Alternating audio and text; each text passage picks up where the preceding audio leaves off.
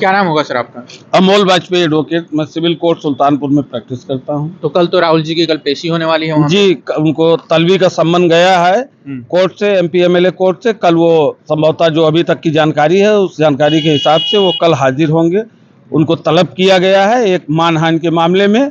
एक उस केस को अगर हम देखें तो हंसी आती है, लेकिन ऐसी हंसी वाली केस में भी इतने बड़े नेता को अगर कोर्ट तलब करती है तो जरूर कुछ न कुछ सोचने के लिए प्रत्येक आदमी मजबूर होता है। लेकिन एक बात ये भी हो सकती थी कि उनका प्रतिनिधि, उनका एडवोकेट भी तो मामले को हैंडल कर सकता था। राहुल गांधी को वहाँ व्यक्तिगत रूप से उपस्थित होने का मामला आपको लगता है कि कुछ सीरियस मामला है? नहीं, सीरियस तो नहीं। कोर्ट केस की हिस्ट्री कहिए, बता दें आपको कि केस है क्या। केस ये है कि एक भाजपा के नेता हैं जो कोऑपरेटिव के चेयरमैन भी हुए थे। उनको चुनाव लड़ना था, वो एक भाव बनाना था। कोर्ट में उन्होंने कहा कि हम अपने घर बैठे थे, राहुल जी ने कहीं बोला था अमित शाह जी को, और जब मेरे यहाँ 4 लोग आए और उन्होंने मुझको जो है क्रिटिसाइज किया कि आपके राष्ट्रीय अध्यक्ष ऐसा है, तो उन्होंने कहा नहीं ऐसे नहीं, कहें राहुल जी बोल रहे हैं। बस इतना सा केस है। इस केस में उन्होंने अपनी गवाही कराई 2 लोगों की, वही जो उनके 4 लोग गए थे, उसी पे कोर्ट ने तलब कर लिया। इसके पीछे की कहानी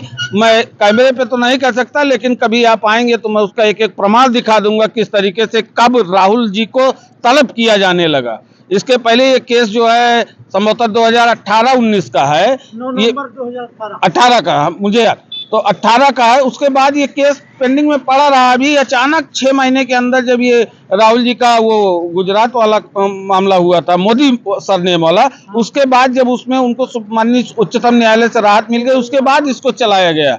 और चलाने वाले कौन थे, वो कोर्ट आए थे। सारी जानकारी है, सारी सूचना है, बहुत सी चीजें समझने वाली हैं। बाकी इस केस को लेके तनिक भी कोई हम लोग परेशान नहीं, न माननीय राहुल जी परेशान होंगे।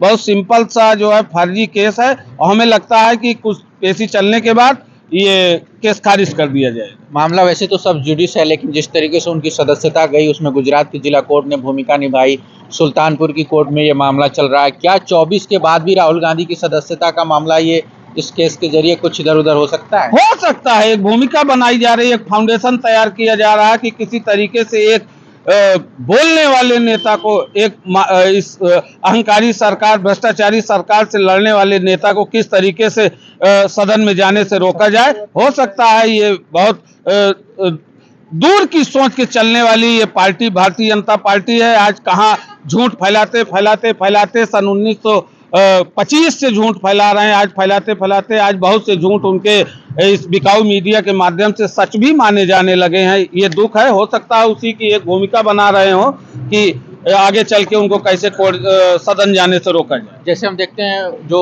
सुप्रीम कोर्ट के वकील हैं दुष्यंत दवे, जिस तरीके से बोलते हैं, प्रशांत भूषण बोलते हैं, वो लगातार न्यायपालिका पर जो है आलोचना कर रहे हैं, उसे क्रिटिसाइज कर रहे हैं, कह रहे हैं कि न्यायपालिका शीर्ष कोर्ट अपनी भूमिका नहीं निभा रहा।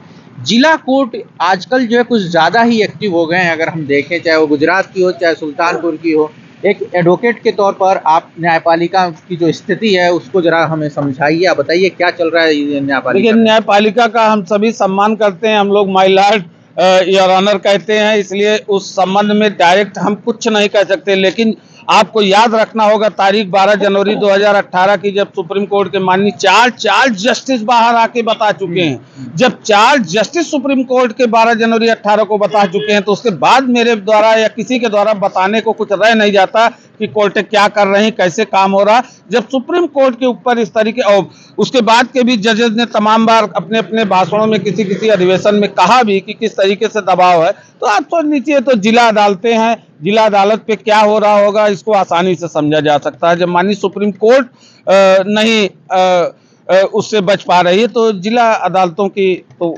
जैसे हमने यूपी में बात की, बनारस में, भदोही में बात की तमाम लोगों से, तो लोगों में डर है, वो बोलना नहीं चाहते हैं। क्या न्यायपालिका में से जुड़े लोग भी ये डर महसूस कर रहे हैं? जी, कहीं ना कहीं हमारा सब कुछ तो, हमारी रोजी रोजगार सब कुछ तो वहीं डिपेंड है। हम अधिवक्ता हैं, बीइंग ए प्रोफेशन, हमको अपनी रोजी रोटी चलानी है, हम कैसे बोल सकते हैं?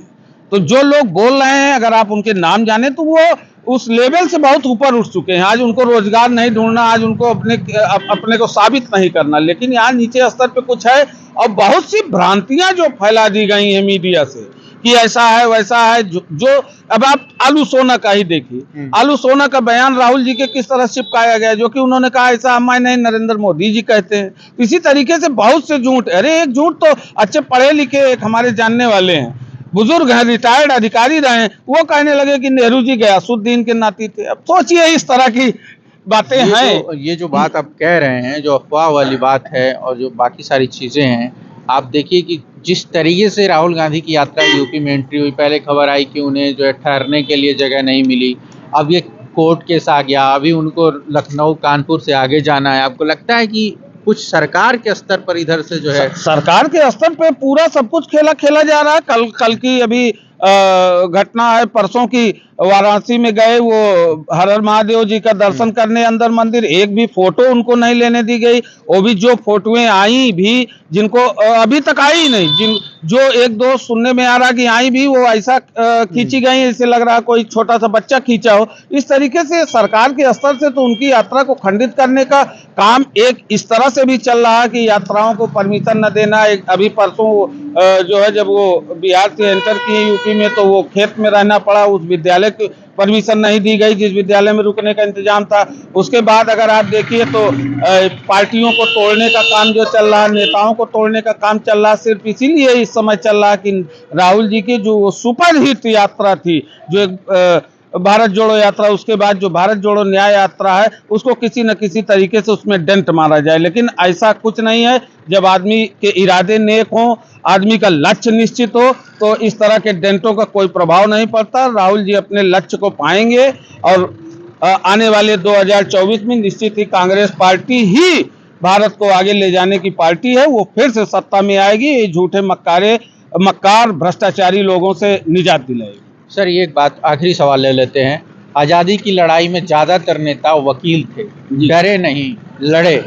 लेकिन आज जिस तरीके से जो हम कोर्ट के फैसले देख रहे हैं, उमर खालिद का केस देख लीजिए आप, वो गलत है, सही है, उसका फैसला होगा, लेकिन जमानत तो उसका अधिकार है ना। आप क्या कहेंगे? नहीं, जमानत तो अधिकार है, ये तो सुप्रीम कोर्ट की रूलिंग में भी आ चुका है कि जमानत जो है अधिकार है हर व्यक्ति का। जो भी मुलजिम किसी केस में बनाया जाता है, उसके क्या इंग्रेडिएंट्स हैं, उसको केस को देखेगी कोर्ट, उसके बाद उसको जमानत दी जाएगी।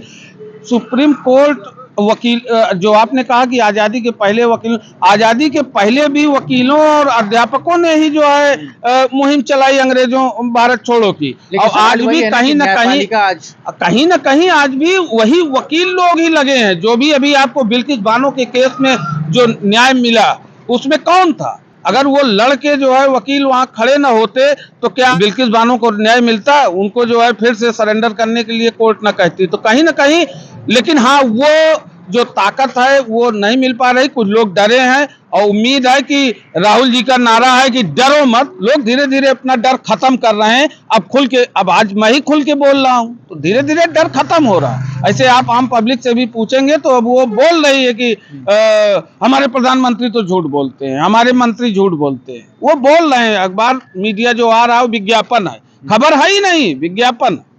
बहुत शुक्रिया अमोल जी, आपने सुल्तानपुर कोर्ट केस पर राहुल गांधी का जो पक्ष है उसको समझाया। कल राहुल गांधी की सुल्तानपुर कोर्ट में पेशी है, मानहानि का एक मामला है। देखना है कि ये मामला कहां तक जाता है और फ्यूचर में इस मामले को क्या होता है। 2024 की लड़ाई सामने है। अमेठी से मैं नंदलाल शर्मा, एन एक्सप्लेनर के लिए देखते रहिए, जुड़े रहिए। आप सबका शुक्रिया, नमस्कार।